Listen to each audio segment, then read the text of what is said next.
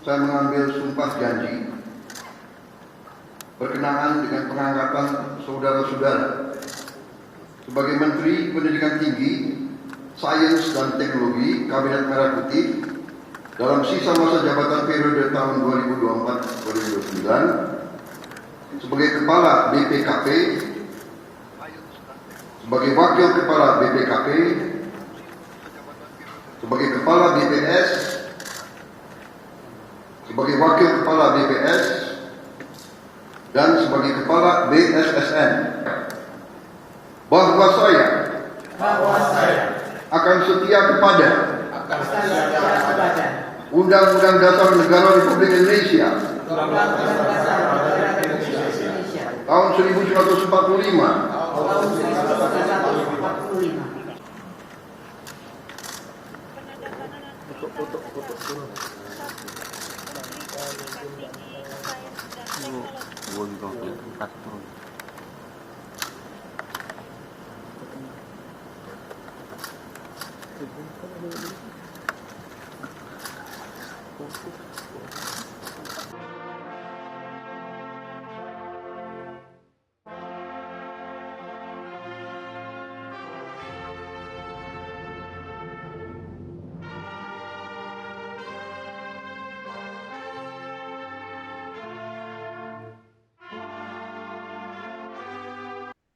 Ya, saudara, baru saja Anda menyaksikan pelantikan sekaligus reshuffle yang secara resmi dibuka dan disahkan atau dilantik oleh Presiden Prabowo Subianto di Istana Kepresidenan Jakarta.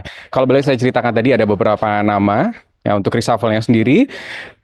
Menteri Pendidikan Tinggi dan Saintek yang tadi dilantik adalah Brian Yuliarto, kemudian ada juga Kepala Basarnas Marsda Muhammad Syafi'i, kemudian ada Kepala BPKP dan Wakilnya Muhammad Yusuf Ateh dan Agustina Arumsari, kemudian ada Kepala BPS Amalia Adininggar, ada juga Kepala BSSN, ini Nugroho Sulistyo Budi, dan Wakil BSSN Pratama Persada. Di antara nama-nama tersebut ada satu nama ini yang mencuri perhatian, yakni Brian Yuliarto, yakni menggantikan Menteri Pendidikan Tinggi dan Saintek sebelumnya. Dan ini menarik kita bahas bersama dengan pengamat politik, sudah bergabung kembali bersama kami. Tadi sudah bergabung dan sekarang kita ngobrol lagi bersama dengan Mas Agung Baskoro, Direktur Eksekutif Trias Politika Strategis. Mas Agung, selamat sore, masih di kereta ya Mas ya? Siap, masih Mas. Tapi masih tadi menyaksikan Mas ya gimana pelantikan Sekilas. dan reshuffle ini. Tadi masih diduga, tapi beberapa menit yang lalu akhirnya reshuffle juga Mas. Nah, bagaimana pendapat atau pandangan dari Mas Agung terkait hal ini? Iya, pertama secara personal kalau dilihat sosok menteri yang baru yang menggantikan Pak Satrio Bojonegoro, Pak Brian ini memang latar belakangnya sedikit banyak irisannya dengan teman-teman PKS, Mas. Ya, tapi dari kalangan profesional. Jadi di sini kita lihat ada penambahan jatah kursi teman-teman PKS dari kalangan profesional dari 1 menjadi 2 ya. Jadi ada tambahan 1 kursi. Sehingga reposisi ini menegaskan posisi tawar PKS yang memang kemarin baru bergabung pasca Pilpres. Yang kedua, secara institusional, suka atau tidak, dengan penyegaran anggota baru ini diharapkan ya Kabinet Merah Putih lebih baik ya, khususnya di bidang pendidikan tinggi ya dan sains teknologi, karena kemarin ini mendapat sorotan tajam karena soal-soal ya tunjangan kinerja yang belum beres, kemudian soal-soal perilaku menterinya, dan kemudian ada arahan kebijakan-kebijakan yang baru ekses dari efisiensi anggaran yang dikenakan di semua kementerian termasuk Kementerian Saintek-Dikti yang kemarin menyinggung soal beasiswa ya Mas untuk teman-teman ya di program Kartu Indonesia Pintar. Dan saya kira ke depan hal-hal semacam ini harus dibereskan sehingga tidak menjadi bumerang ataupun pekerjaan rumah lagi ya di masa menteri yang baru. Harapannya bisa lebih gesit, lebih tangkas untuk mengerjakan hal-hal baru setelah hal-hal tersebut selesai seperti itu. Oke, Mas, tadi di diskusi yang awal, Mas Agung ini sempat mention bahwa perlu adanya sosok ahli di situ, meskipun Brian ini adalah dari PKS begitu ya, tapi kan dari background profesinya atau pendidikannya, dia dosen di ITB dan lain sebagainya. Berarti apakah ini salah satu upaya untuk reshuffle yang memberikan kualitas yang terbaik begitu Mas untuk menggantikan yang sebelumnya begitu.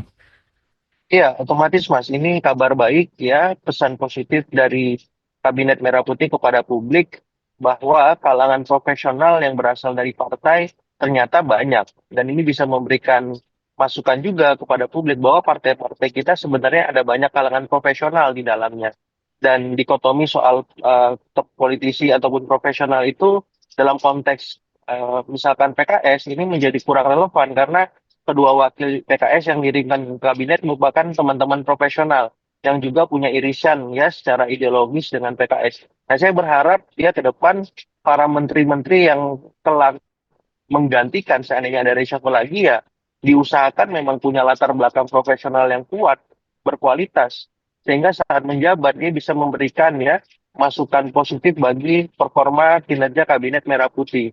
Pun teman-teman politisi juga, cuman kemarin yang banyak melakukan ya semacam blunder komunikasi publik ya, blunder soal sosialisasi kebijakan publik itu ditengarai kebanyakan dari teman-teman partai atau politisi seperti itu yang memang murni ya kita kenal langgam politiknya ya seperti itu. Jadi saya berharap ini bisa jadi masukan juga untuk Bapak Presiden mempertimbangkan ya untuk dilakukan reshuffle lagi seandainya memang ya teman-teman menteri yang kemarin sudah kena kartu kuning karena membuat banyak kegaduhan itu tidak berubah dan memang harus dikeluarkan kartu merah. Tapi kalau berubah ya kita harus fair mengatakan bahwa mereka sudah lebih baik dan harapannya bisa memberikan kerja-kerja yang terbaik. Seperti itu, Mas. Oke, kemarin kalau dapat informasinya reshuffle ini akan kembali atau bergulir reshuffle ini di 6 bulan kepemimpinan Prabowo Gibran begitu Mas ya kalau kita mendapatkan Iya, informasi hangatnya ya. Tapi ini betul. sudah 100 hari lebih sedikit ya berarti ya. Ini lebih cepat begitu ya. Apakah tindakan ini Iya, sebagai aksi betul. cepat dari presiden atau bagaimana? Iya, karena kita tahu beberapa waktu terakhir ada banyak aksi-aksi yang dilakukan dosen terkait tunjangan kinerja. Kemudian puncaknya sekarang aksi-aksi yang dilakukan oleh teman-teman mahasiswa. Keduanya berasal dari entitas komunitas epistemik perguruan tinggi yang memang punya concern cukup dalam soal ya tadi tunjangan kinerja, soal kualitas pendidikan tinggi yang lebih baik dengan lewat beasiswa kah, lewat apa ya meminimalkan ekses efisiensi anggaran seperti itu sehingga harapannya ke depan ya dunia pendidikan kita bisa lebih baik karena poin-poin krusial yang kemarin sempat mendapat sorotan sudah didengar, sudah ditindaklanjuti untuk diselesaikan oleh pemerintah mulai mengganti menterinya, kemudian untuk item beasiswa tidak akan dihilangkan ataupun terdampak dari efisiensi. Yang ketiga tinggal kita tunggu realisasi soal tunjangan kinerja ini, Mas. Karena sudah hampir 5 tahun tidak dibayarkan. Kasihan dosen-dosen kita, kasihan tenaga pengajar yang ada di perguruan tinggi. Nah ini gimana solusinya? Minimal dibayarkan secara bertahap, ya supaya mereka bisa menikmati kehidupan yang lebih baik dengan tunjangan kinerja tersebut. Jangan sampai tidak sama sekali. Ya misalkan dari 5 tahun, 3 tahun dulu misalkan. Atau misalkan segera dibayarkanlah semampunya pemerintah gitu. Saya nggak tahu update-annya, tapi yang jelas teman-teman dosen tersebut masih saja tetap demo ya. Karena memang yang saya dengar terakhir tetap dibayarkan, tapi ada batasannya hanya beberapa kalangan saja di antara dosen tersebut, tidak semua. Nah ini perlu dipertimbangkan dengan matang supaya kebijakan yang memang sudah membuat banyak kegaduhan tersebut bisa diakomodir dulu, bisa dirasakan oleh semua itu gimana caranya.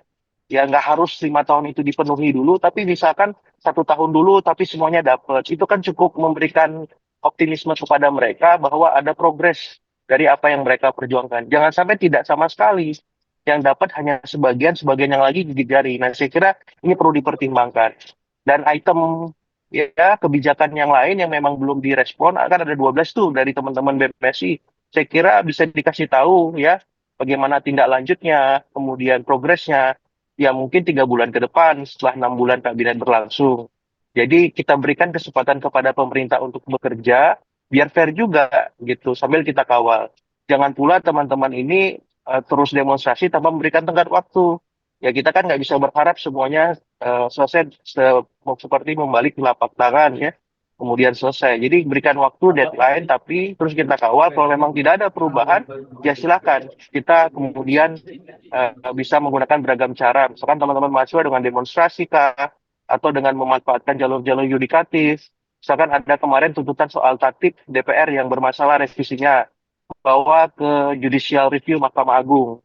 Atau soal undang-undang Minerba revisi yang barusan disahkan, dia bawa ke judicial review kah? Atau misalkan ada problem konstitusi bawa di uji materi kah di MK. Jadi manfaatkan jalur-jalur yudikatif juga supaya apa? Supaya tidak hanya fokus kepada demonstrasi karena demonstrasi ini kan punya limitasi waktu ya Mas.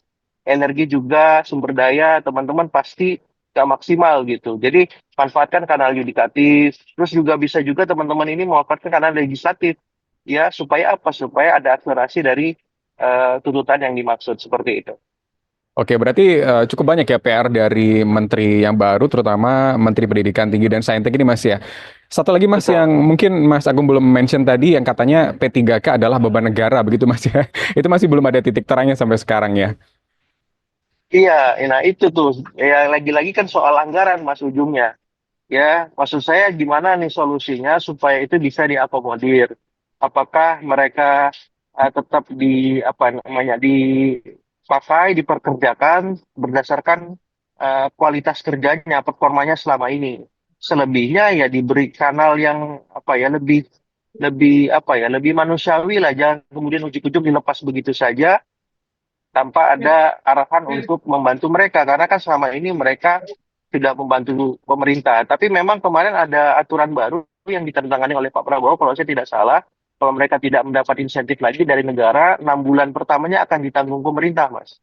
Gitu. Tapi Oke. saya tidak tahu, mungkin bisa di cross check, diklarifikasi, ini kriteria pegawai seperti apa gitu ya. Oke, Mas, tapi kalau melihat sedikit kembali ke Ya, pelantikan tadi, Mas, kalau melihat dari Prof. ya, Brian Yuliarto ini bagaimana, Mas? Sempat memeriksa background-nya kah? Karena kan isu ya, untuk ya. mereshuffle ini sudah bergulir sehamin 1 kemarin, Mas ya? Betul, betul. Iya, kalau saya cek secara personal soal afiliasi politiknya kan memang tadi saya tegaskan di awal dari teman-teman PKS ya Mas ya, latar belakang ideologis politisnya. Tapi latar belakang profesionalnya beliau cukup berprestasi Mas, karena kemarin juga baru dapat penghargaan dari Habibie Award ya. Terus juga dosen yang memang cukup produktif di ITB gitu, karena ya, kalau misalkan dia sudah mendapat gelar profesor, terus karya-karyanya juga banyak dipergunakan, saya kira itu hal positif bahwa beliau bisa memainkan dengan pendidikan, ya pengajaran, pengabdian masyarakat. Tinggal bagaimana implementasi beliau sebagai seorang menteri sekarang untuk mengorkestrasi birokrasi. Ya karena beliau pucuk pimpinannya sekarang. Kalau dulu kan beliau bagian dari apa pasukannya Pak Menteri, sekarang beliau menterinya nih. Beliau banyak pasukan, birokrasinya, dosen-dosennya. Nah, itu gimana orkestrasinya? Karena beliau kan selama ini bertumpuk lumus sebagai pengajar ya, seorang periset, seorang kemudian ya abdi masyarakat seperti itu. Dan beliau banyak melakukan aktivitas juga di luar aktivitas beliau sebagai akademisi ya, sebagai tokoh masyarakat ya, tokoh pendidikan gitu. Dan saya merasa ini hal positif yang memang bisa membawa angin segar. Tapi harus dibuktikan, ya karena beda cerita ini. Kalau sekarang sudah ada di kementerian ya dengan mesin birokrasinya sebar dari Sabang sampai Merauke, ya mau tidak mau beliau harus gesit lihai mengorkestrasi setiap tuntutan aspirasi pekerjaan rumah yang sudah ada yang belum tuntas gitu. Jangan sampai beliau di demo ASN-nya lagi seperti kemarin. Jangan sampai banyak demo ya mengemuka. Ya kalau bisa demonya ya dikurang-kurangi lah. Artinya beliau lebih responsif jemput bola. Harus rutin ke kampus, harus rutin mendengar ASN-nya, harus ya bekerja sangat keras mas. Mas Rusdi. Tapi Seperti kalau itu. demo kemarin itu kan lebih ke masalah apa namanya? Ya pribadinya orangnya berarti Mas ya untuk menteri yang sebelumnya Betul, begitu kan. betul, Nah, tapi betul, kalau Mas betul. Mas Agung tadi sempat mention nih, ini merupakan angin segar atau kabar baik di era Kementerian Prabowo Gibran karena sudah berani Ya, mereshuffle satu menterinya, padahal ya, yang dapat kartu kuning banyak Mas ya. Nah, ya. kira-kira siapa Mas yang dapat kartu kuning ini yang menurut Mas ini Ya, bisa atau kemungkinan untuk di reshuffle begitu? Karena banyak sekali kan ya kemarin. ya, kalau ya kemarin itu yang kartu kuning ya saya mention pertama Menteri Pak Bahlil ya, Menteri SDM, kemudian Menteri KKP Pak Sakti Wahyu Trenggono soal pagar makan laut itu. Kemudian yang ketiga Pak Yandri Susanto, Menteri Desa yang soal kop surat. Kemudian Menteri HAM Pak Pigai ya, karena minta anggaran belum kerja masih di awal itu. Kemudian ada beberapa pidato kontroversinya seperti itu. Kemudian ya saya melihat ada kartu kuning juga soal Pak Budi Ari yang kemarin sempat dipanggil sebagai saksi memang untuk kasus judi online. Nah, artinya apa? Ya kalau memang beliau masih sibuk dengan urusan hukum, ya fokus di situ. Jangan sampai mengganggu urusan Menteri Koperasinya. Ya, jadi menteri-menteri tadi yang saya kira memang perlu disorot ya. Sama satu lagi Menteri Keuangan, Mas, Ibu Sri Hmm. Mulyani. Karena soal PPN 12% yang tidak jadi naik yang sempat menimbulkan kegaduhan ya. Seperti itu. Jadi ini juga kemarin soal Cortex ya. Ya Hmm. apa namanya Cortex aplikasi pengisian untuk pom pajak ya. Ada permasalahan juga itu. Jadi saya kira nama-nama itu perlu hati-hati ya, perlu meningkatkan kinerjanya supaya tidak mendapat kartu merah. Saya berharap sih bisa lebih optimal dan kartu kuningnya bisa hilang kan kalau main bola itu. Kalau udah banyak pertandingan yang dilewati, putih lagi gitu, nggak ada kartu artinya karena dia sudah sukses menahan diri dari kesalahan dan pelanggaran yang dilakukan. Tapi kalau masih melakukan kesalahan dan pelanggaran yang tidak perlu, mau nggak mau kartu merah harus dimainkan, Mas Rusdi, seperti itu. Oke, berarti masih ada kesempatan buat menteri-menteri yang dapat kartu kuning tadi ya Mas ya untuk memberikan pembuktian Betul. kepada karena dia adalah pembantu presiden berarti memberikan pembuktian kepada Prabowo dan Mas Gibran begitu nantinya Sis. bisa dapat kartu putih begitu ya atau mungkin kembali menjadi suci Diputihkan. begitu Mas ya Iya, diputihkan iya. atau Siap. pemutihan. Oke, nah tapi Mas kalau melihat reshuffle ini kenapa cuma satu begitu Ya. Mas? Ya, saya kira ini jalan tengah ya, Mas. Dari banyak problem yang mengemuka, minimal pemerintah sudah merespon salah satu dari banyak masalah yang dikemukakan oleh teman-teman mahasiswa maupun publik secara keseluruhan. Nah, ini hal positif harus kita apresiasi, tapi nggak cukup ya. Karena 12 item kebijakan yang dibawa teman-teman mahasiswa itu adalah tuntutan publik sesungguhnya. Sehingga yang harus kita kawal bersama, tapi kita juga harus adil untuk memberi kesempatan kepada pemerintah menyelesaikan tugas-tugas mereka. Ya, dan pemerintah di sini bukan hanya eksekutif, karena di situ ada DPR juga tuh soal revisi tatip DPR yang diubah ya, dan itu perlu diuji dibawa ke judicial review Mahkamah Agung seperti itu kalau saya tidak salah, supaya apa? Supaya revisinya kembali seperti semula, ya tidak aneh-aneh aja Mas gitu. Ya sesuai dengan aspirasi publik, demokrasi kita, ada batasan-batasan, ada pengawasan di sana. Supaya apa? Supaya kita berdemokrasi, kita berpolitik semakin sehat dan berkualitas seperti itu. Jadi Oke, Mas. pemerintahnya perlu ditekankan jangan hanya presiden saja, ini DPR juga ada catatan seperti itu. Nah, memang nggak cuma pemerintahan aja ya, berarti DPR juga. Mas, sebentar kita simak sebentar. Ini akan ada doorstop Ya, di istana. Saya boleh ditampilkan oke, teman-teman untuk siap. doorstopnya.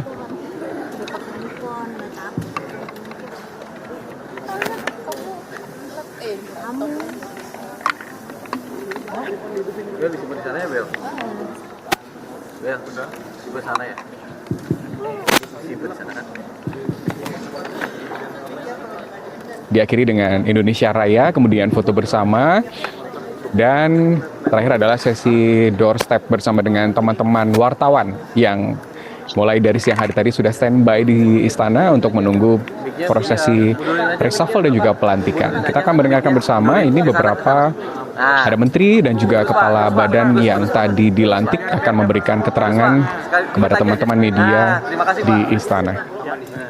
Sip. Oh iya lupa tanggal Makasih, Pak. PPM.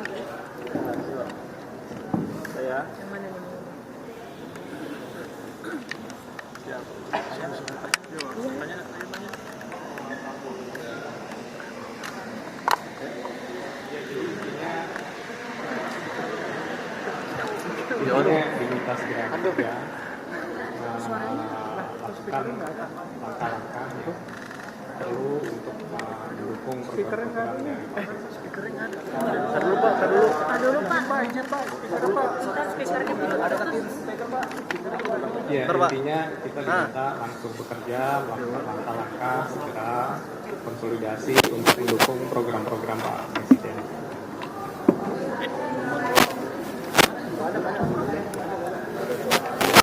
nggak boleh dulu Pak, bentar Pak, speakernya Pak. Tentu belum ya, baru dilantik. Diulang ya, Kita Pak, akan ya? segera komunikasi dan seterusnya. Lantang, Pak.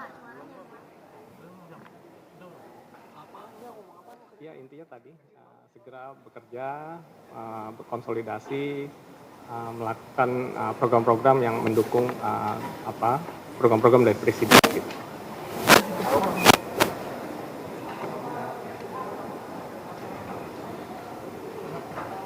Tadi saya dikontak di Bandung jam 9-an. Gitu.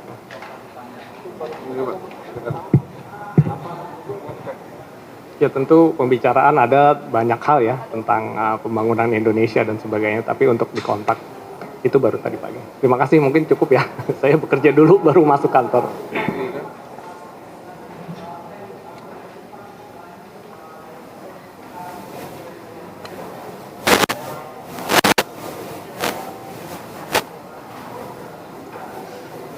Saya belum ada dulu ya, nanti kita coba, baru dilantik, nanti kita coba masuk ke kantor seperti apa, kita pelajari dan sebagainya. Intinya kita ingin program-program dari Pak Presiden itu bisa kita percepat, kita bantu gitu ya. Makasih. Pak, Udah, Atep, udah kan sama aja. Pak, nah.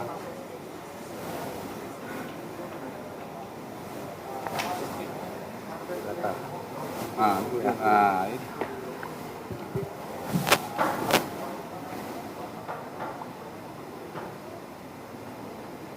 Iya, jadi dengan adanya Inpres nomor 4 tahun 2025 tentang data tunggal sosial ekonomi nasional, tentunya BPS ditugaskan untuk terus mengawal finalisasi dan juga pemutakhiran dari data tunggal sosial ekonomi nasional. Jadi data tunggal sosial ekonomi nasional ini untuk menyatukan semua data-data sehingga nanti pensasaran program pembangunan itu akan menggunakan satu referensi yang sama. Dan tentunya nanti data tunggal sosial ekonomi nasional akan digunakan untuk program bantuan-bantuan pemerintah, dan ini nanti terus akan dimutakhirkan, dan kementerian lembaga yang masuk di dalam Inpres itu tentunya banyak, dan BPS akan kolaborasi dengan kementerian lembaga yang memang juga mendapatkan penugasan dari Inpres tersebut. Dan secara spesifik BPS memang ditugaskan untuk membangun data tunggal sosial ekonomi nasional, untuk mengelola dan memutakhirkan dari data tunggal sosial ekonomi nasional tersebut. Terima kasih.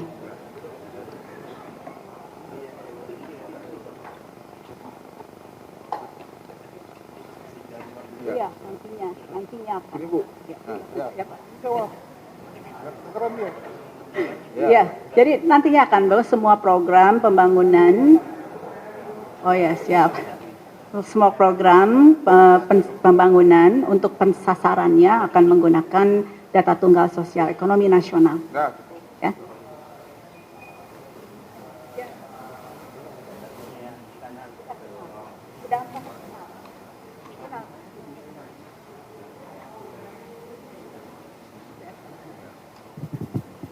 Terima kasih. Bapak Presiden tadi menyampaikan terkait sekali dengan dari BPS tadi, terkait Inpres nomor 4 tahun 2025 tentang satu data ekonomi dan sosial, dihubungkan lagi dengan era sekarang yang mana dalam penyelenggaraannya menggunakan digitalisasi, sehingga BSSN beliau tekankan untuk dapat mengawal kerahasiaan, integritas, dan ketersediaan data sebagaimana yang seharusnya, sehingga data itu dapat betul-betul digunakan untuk kepentingan penyelenggaraan pembangunan ke depan. Karena seperti yang lalu-lalu arahannya ada perbedaan data, dengan harapannya dengan adanya satu data ini semua punya referensi yang sama seperti yang disampaikan oleh Ibu Kepala BPS tadi. Terima kasih.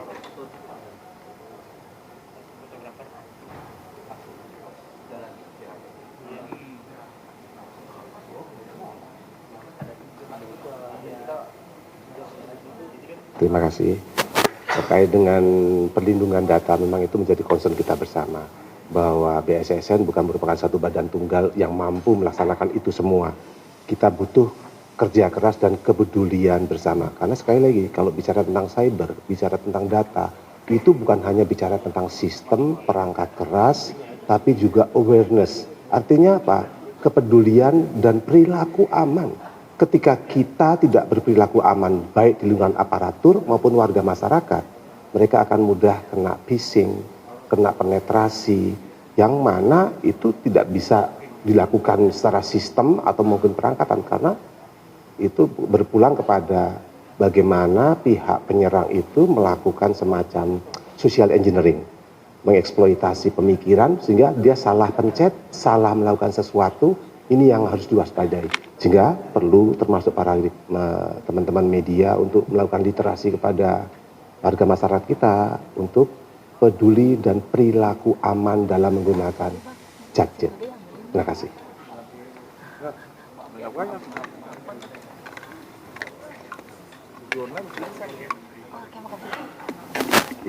Terima kasih. Kami nanti akan kerja keras bersama dengan Komdiji. Kita kemarin sudah bicara dengan Ibu Mutia. Kita akan betul-betul concern, apalagi penekanan Bapak Presiden masalah judul ini suatu hal yang sangat serius.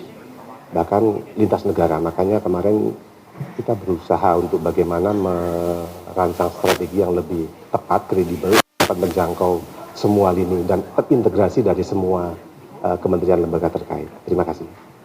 Udah ya, cukup ya. Cukup. Terima kasih udah cukup kan. Aku mau rapat. Saya kira cukup ya. Oke, udah lama cukup lah. Ada mau nanya? Sama aja kan kemarin. Ya, nggak ada, sama aja tugas kita. Kan kemarin karena memang harus dikukuhkan kembali Pak Presiden. Jadi alhamdulillah saya sekarang punya wakil, Bu Arumsari. Ya tugas sama lah, kita jaga akuntabilitas keuangan dan pembangunan seluruh kementerian, lembaga dan BUMN. Sama tugasnya. Mungkin sekarang skopnya lebih cepat terus kerjanya dan lebih banyak lagi tanggung jawabnya. Itu aja. Ada lagi? Yes.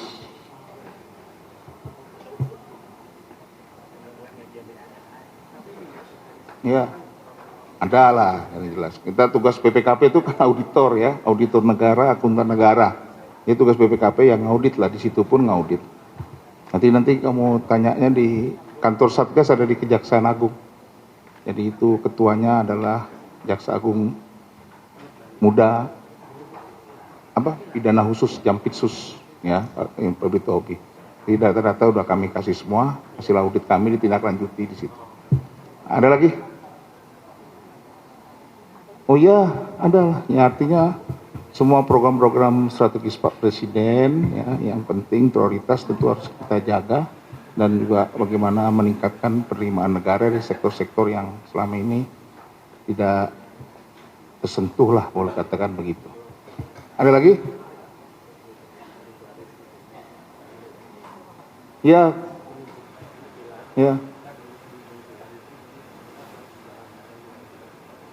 ya kami kan di Impres nomor 5 ya kan ada. Kami sekarang sedang ke lapangan untuk melakukan evaluasi supaya bisa lebih efektif, lebih efisien. Yo baru masuk, sabar ya, baru masuk ada prosesnya. Kamu kayak ini aja kan nggak tahu. Kalau kami kalau nggak kelihatan belum diomongkan. Ya, udah ya. Makasih ya, udah banyak tuh berkah. Terima kasih.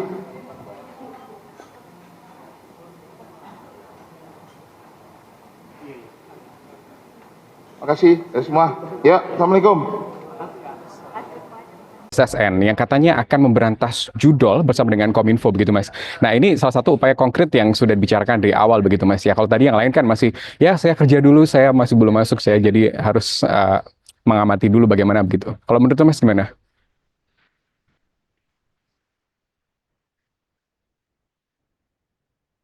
Mas Agung.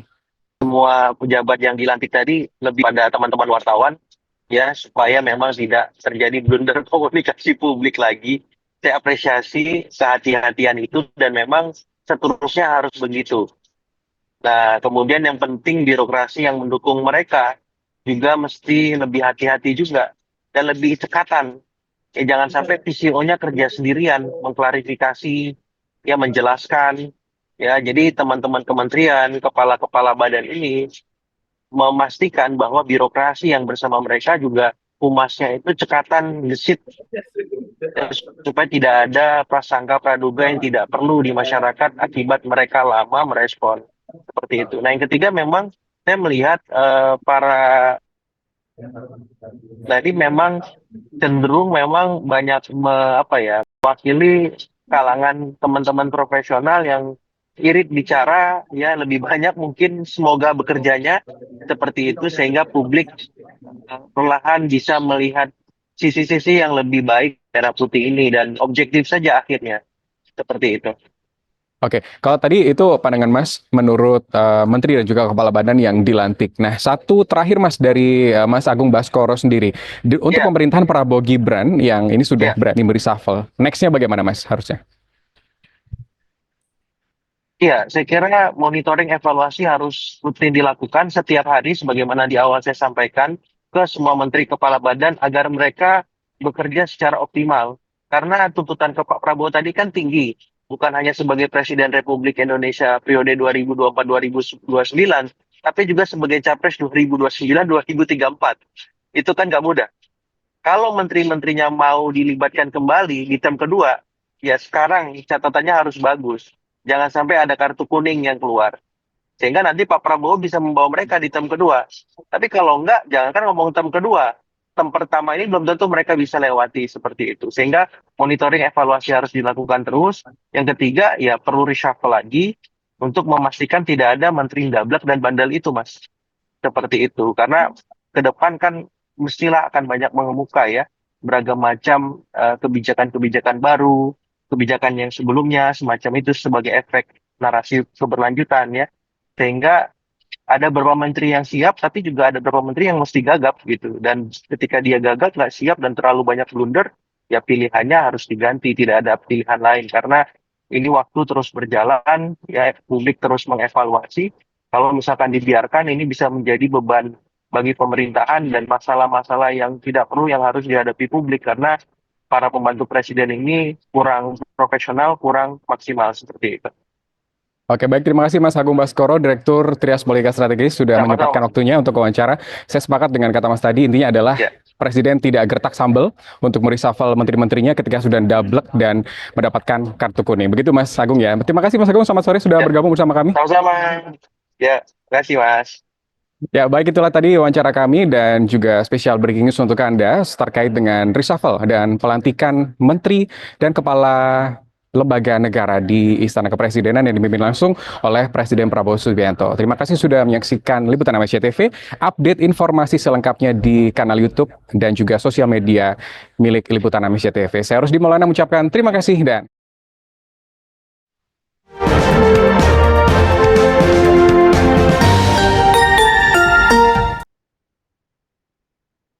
yeah.